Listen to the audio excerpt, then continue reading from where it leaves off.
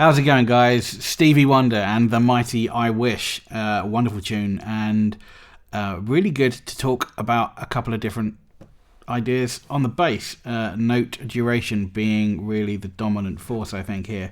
Playing staccato.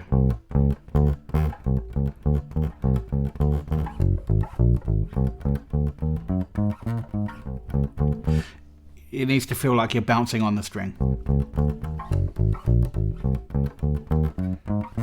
It's not.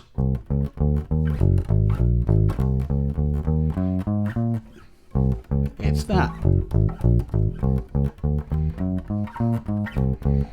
Now there's some tab below that you can see, but the first part of it's going to be lovely. It's a simple chromatic run on the A string, 3, 4, 5, 6. And we're going to keep our thumb there.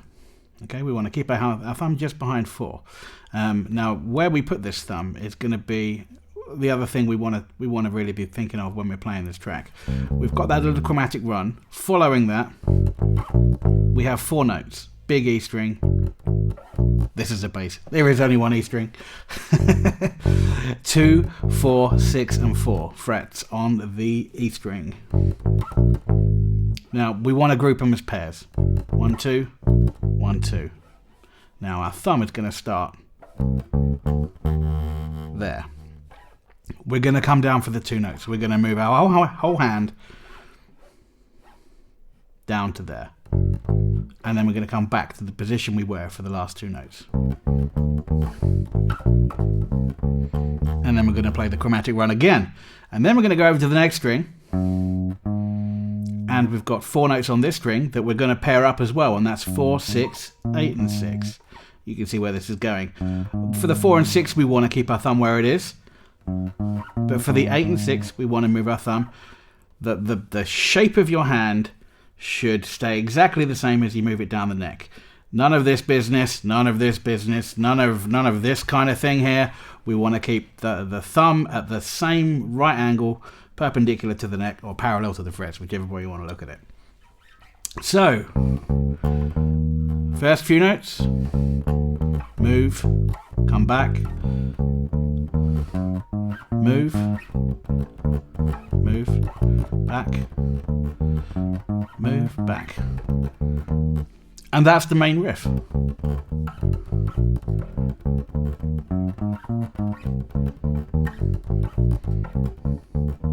Right, second section to the track.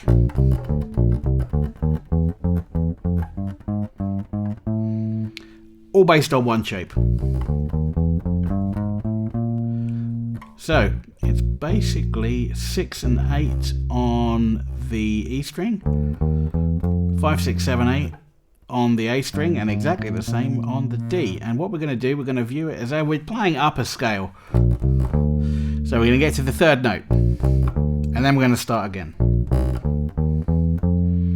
And then we're going to get to that 8th fret on the A. So, and we're going to come back to the 7th, and then keep running up. And then when we get to the 6th on the D, we're going to come back that 1 note to the 5th and play the last 3 notes running up to the 7th.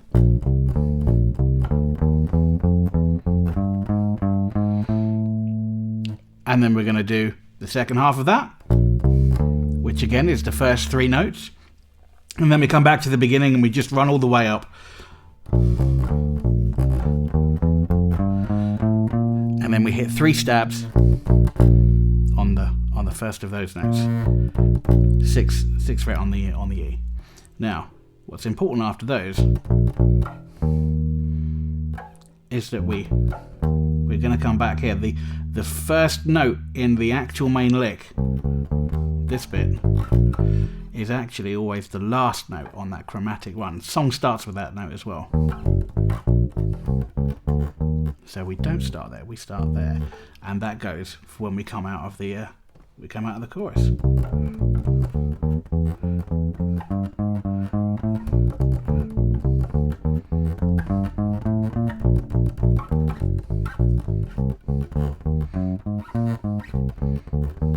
Just like that, okay?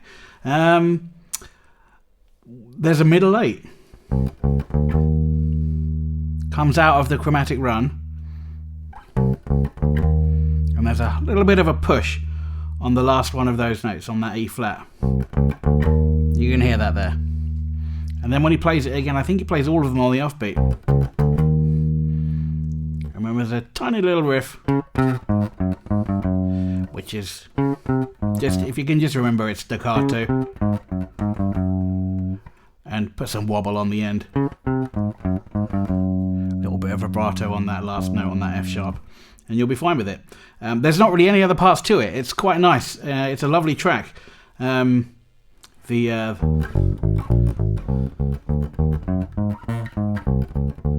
just one of my favourite lines ever. Such a wonderful track. I hope you enjoy it. Anyway, if you can like and subscribe and hit the bell if you can, you'll be helping us out, and I'll see you next time.